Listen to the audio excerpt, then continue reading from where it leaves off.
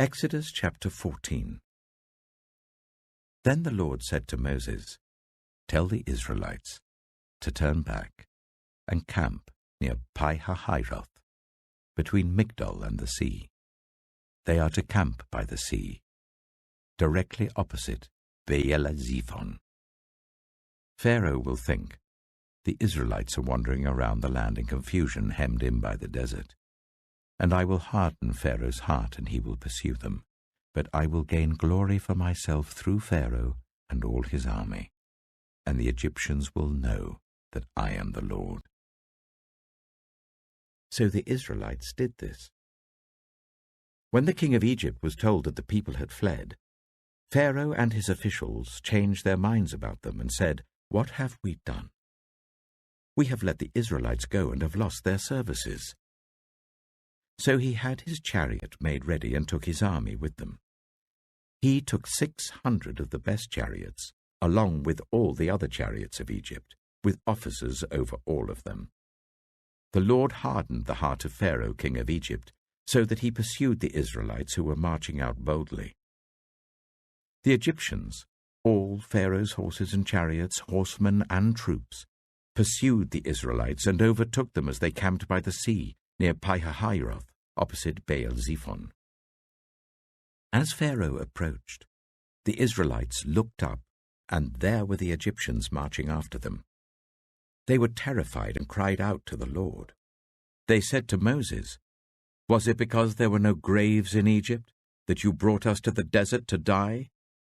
What have you done to us by bringing us out of Egypt? Didn't we say to you in Egypt, 'Leave us alone, let us serve the Egyptians'? It would have been better for us to serve the Egyptians than to die in the desert." Moses answered the people, "Do not be afraid. Stand firm, and you will see the deliverance the Lord will bring you today. The Egyptians you see today, you will never see again. The Lord will fight for you. You need only to be still." Then the Lord said to Moses, "Why are you crying out to me? Tell the Israelites to move on. Raise your staff and stretch out your hand over the sea to divide the water, so that the Israelites can go through the sea on dry ground. I will harden the hearts of the Egyptians, so that they will go in after them. And I will gain glory through Pharaoh and all his army, through his chariots and his horsemen. The Egyptians will know that I am the Lord, when I gain glory through Pharaoh, his chariots, and his horsemen." Then the angel of God, who had been traveling in front of Israel's army, withdrew and went behind them. The pillar of cloud also moved from in front and stood behind them, coming between the armies of Egypt and Israel. Throughout the night the cloud brought darkness to the one side and light to the other, so neither went near the other all night long. Then Moses stretched out his hand over the sea, and all that night the Lord drove the sea back with a strong east wind and turned it into dry land. The waters were divided, and the Israelites went through the sea on dry ground, with a wall of water on their right and on their left. The Egyptians pursued them, and all Pharaoh's horses and chariots and horsemen followed them into the sea. During the last watch of the night, the Lord looked down from the pillar of fire and cloud at the Egyptian army and threw it into confusion. He jammed the wheels of their chariots so that they had difficulty driving. And the Egyptians said, "Let's get away from the Israelites. The Lord is fighting for them against Egypt." Then the Lord said to Moses, "Stretch out your hand over the sea, so that the waters may flow back over the Egyptians and their chariots and horsemen." Moses stretched out his hand over the sea, and at daybreak the sea went back to its place. The Egyptians were fleeing towards it, and the Lord swept them into the sea. The water flowed back and covered the chariots and horsemen, the entire army of Pharaoh that had followed the Israelites into the sea. Not one of them survived. But the Israelites went through the sea on dry ground, with a wall of water on their right and on their left.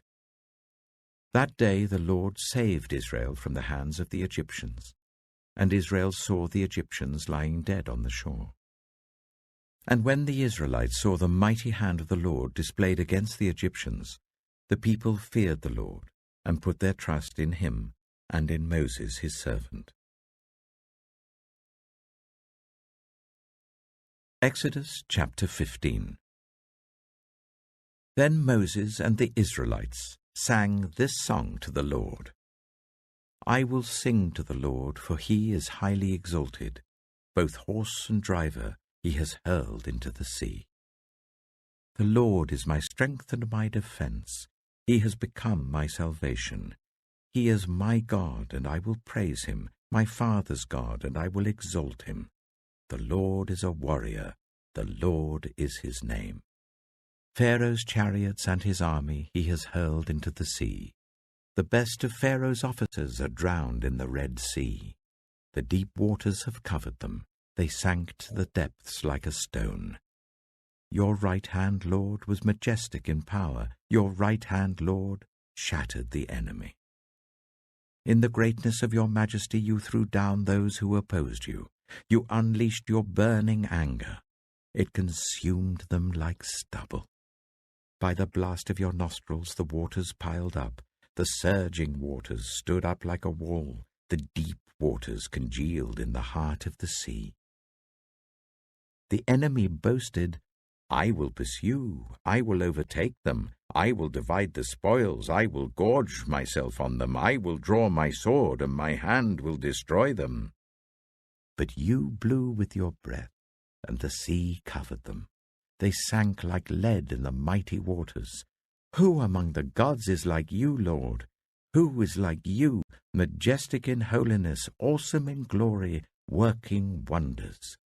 You stretch out your right hand, and the earth swallows your enemies. In your unfailing love you will lead the people you have redeemed. In your strength you will guide them to your holy dwelling. The nations will hear and tremble. Anguish will grip the people of Philistia. The chiefs of Edom will be terrified. The leaders of Moab will be seized with trembling. The people of Canaan will melt away. Terror and dread will fall on them. By the power of your arm, they will be as still as a stone. Until your people pass by, Lord, until the people you bought pass by. You will bring them in and plant them on the mountain of your inheritance, the place, Lord, you made for your dwelling, the sanctuary, Lord, your hands established. The Lord reigns forever and ever. When Pharaoh's horses, chariots, and horsemen went into the sea, the Lord brought the waters of the sea back over them, but the Israelites walked through the sea on dry ground. Then Miriam, the prophet, Aaron's sister, took a tambourine in her hand, and all the women followed her with tambourines and dancing. Miriam sang to them, Sing to the Lord, for he is highly exalted. Both horse and driver he has hurled into the sea. Then Moses led Israel from the Red Sea, and they went into the desert of Shur. For 3 days they travelled in the desert without finding water. When they came to Marah, they could not drink its water because it was bitter. That is why the place is called Marah. So the people grumbled against Moses, saying, What are we to drink?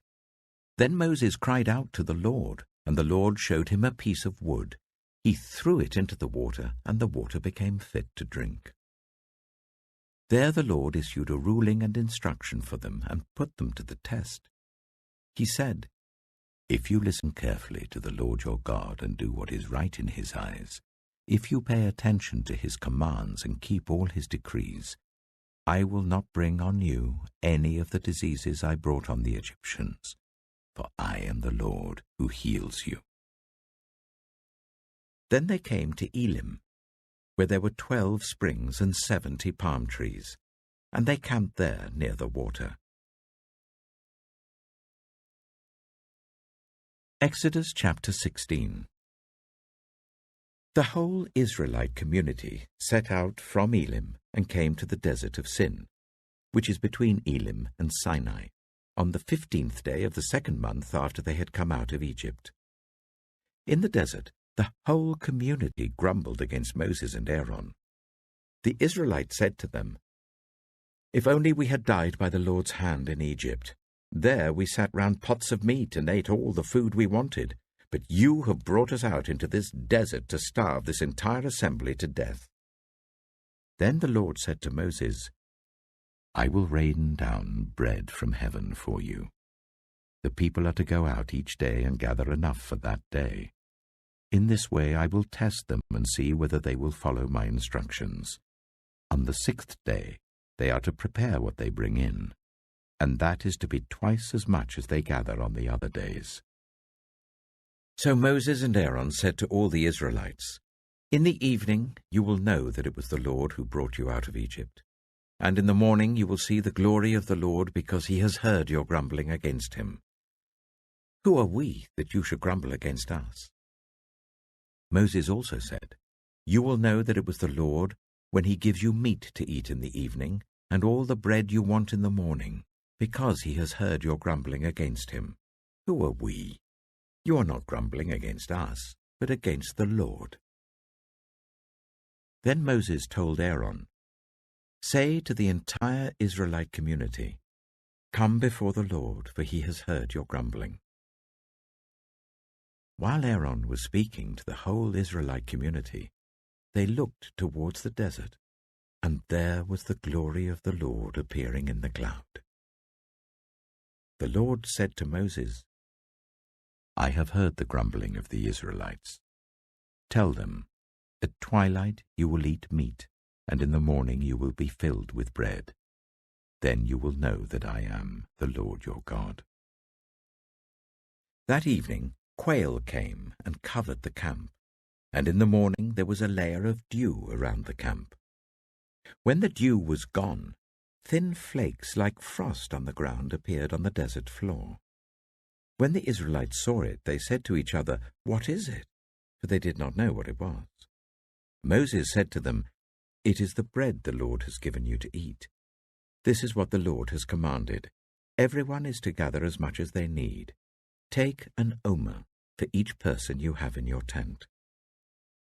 The Israelites did as they were told. Some gathered much, some little. And when they measured it by the omer, the one who gathered much did not have too much, and the one who gathered little did not have too little. Everyone had gathered just as much as they needed. Then Moses said to them, "No one is to keep any of it until morning." However, some of them paid no attention to Moses. They kept part of it until morning, but it was full of maggots and began to smell. So Moses was angry with them. Each morning, everyone gathered as much as they needed, and when the sun grew hot, it melted away. On the 6th day, they gathered twice as much, 2 omers for each person. And the leaders of the community came and reported this to Moses. He said to them, "This is what the Lord commanded. Tomorrow is to be a day of Sabbath rest, a holy Sabbath to the Lord. So bake what you want to bake and boil what you want to boil. Save whatever is left and keep it until morning." So they saved it until morning as Moses commanded, and it did not stink or get maggots in it. "Eat it today," Moses said, "because today is a Sabbath to the Lord. You will not find any of it on the ground today. 6 days you are to gather it, but on the 7th day, the Sabbath, there will not be any." Nevertheless, some of the people went out on the 7th day to gather it, but they found none. Then the Lord said to Moses, "How long will you refuse to keep my commands and my instructions? Bear in mind that the Lord has given you the Sabbath. That is why on the 6th day he gives you bread for 2 days. Everyone is to stay where they are on the 7th day. No one is to go out." So the people rested on the 7th day. The people of Israel called the bread manna. It was white like coriander seed and tasted like wafers made with honey. Moses said, This is what the Lord has commanded. Take an omer of manna and keep it for the generations to come, so that they can see the bread I gave you to eat in the wilderness when I brought you out of Egypt. So Moses said to Aaron, Take a jar and put an omer of manna in it. Then place it before the Lord to be kept for the generations to come. As the Lord commanded Moses, Aaron put the manna with the tablets of the covenant law that it might be preserved. The Israelites ate manna for 40 years, until they came to a land that was settled. They ate manna until they reached the border of Canaan. An omer is 1/10 of an ephah. Psalm 26. Vindicate me, Lord, for I have led a blameless life. I have trusted in the Lord and have not faltered. Test me, Lord, and try me. Examine my heart and my mind, for I have always been mindful of your unfailing love and have lived in reliance on your faithfulness. I do not sit with the deceitful, nor do I associate with hypocrites. I abhor the assembly of evildoers and refuse to sit with the wicked. I wash my hands in innocence and go about your altar, Lord, proclaiming aloud your praise and telling of all your wonderful deeds. Lord, I love the house where you live, the place where your glory dwells. Do not take away my soul along with sinners, my life with those who are bloodthirsty, in whose hands are wicked schemes, whose right hands are full of bribes. I lead a blameless life. Deliver me and be merciful to me. My feet stand on level ground. In the great congregation, I will praise the Lord. Proverbs chapter 26. Like snow in summer or rain in harvest, honor is not fitting for a fool. Like a fluttering sparrow or a darting swallow, an undeserved curse does not come to rest. A whip for the horse, a bridle for the donkey, and a rod for the backs of fools. Do not answer a fool according to his folly, or you yourself will be just like him. Answer a fool according to his folly, or he will be wise in his own eyes. Sending a message by the hands of a fool is like cutting off one's feet or drinking poison. Like the useless legs of one who is lame is a proverb in the mouth of a fool. Like tying a stone in a sling is the giving of honor to a fool. Like a thorn bush in a drunkard's hand is a proverb in the mouth of a fool. Like an archer who wounds at random is one who hires a fool or any passer-by. As a dog returns to its vomit, so fools repeat their folly. Do you see a person wise in their own eyes? There is more hope for a fool than for them. A sluggard says, "There's a lion in the road, a fierce lion roaming the streets." As a door turns on its hinges, so a sluggard turns on his bed. A sluggard buries his hand in the dish. He is too lazy to bring it back to his mouth. A sluggard is wiser in his own eyes than 7 people who answer discreetly. Like one who grabs a stray dog by the ears is someone who rushes into a quarrel not their own. Like a maniac shooting flaming arrows of death is one who deceives their neighbor and says, "I was only joking." Without wood, a fire goes out. Without gossip, a quarrel dies down. As charcoal to embers, and as wood to fire, so is a quarrelsome person for kindling strife. The words of a gossip are like choice morsels. They go down to the inmost parts. Like a coating of silver dross on earthenware are fervent lips with an evil heart. Enemies disguise themselves with their lips, but in their hearts they harbor deceit. Though their speech is charming, do not believe them, for 7 abominations fill their hearts. Their malice may be concealed by deception, but their wickedness will be exposed in the assembly. Whoever digs a pit will fall into it. If someone rolls a stone, it will roll back on them. A lying tongue hates those it hurts, and a flattering mouth works ruin.